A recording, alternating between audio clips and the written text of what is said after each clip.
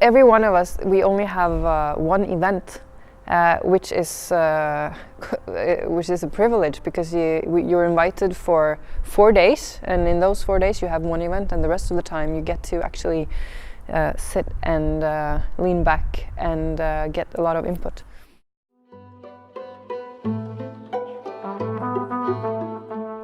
I don't think it's an answer to what makes a good life.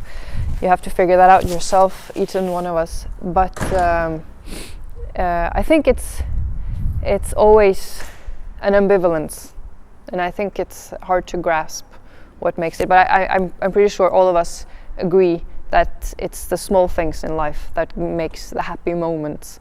A friend of mine actually has this theory that if you have 3 things in life that are important and that makes up your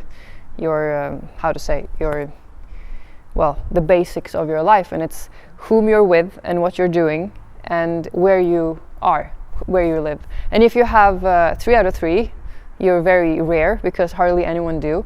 But if you have 2 out of 3, you are basically bound to be satisfied. But if you have 1 out of 3, that's enough. It's enough to cope. Anyway, so that's a very easy, simple answer to it.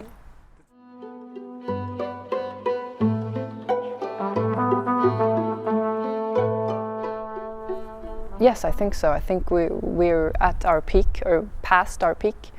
And so I guess, well, we worked for so many generations to achieve what we are, where we are at this moment. You know, we're at, materialistically, we are in this absolute luxury, at least the ones who live in privileged country in Europe, especially coming from Norway. We can all lean back in our designed couches and having our coffees. But at the same time, as we've achieved this luxury, we all know that it's come with a cost, and that, you know, the disaster is here as well. So I think a lot of us cannot really enjoy it.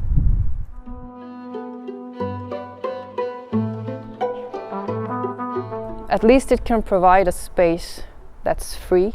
The writer is free, and also the reader, and you can create dystopia or utopia, both, and I guess they both are needed as an escape, basically. I think, well, I'm sure there are some writers who write to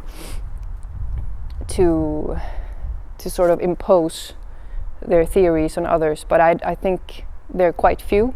I think most of us, we write because we ourselves need another place to be.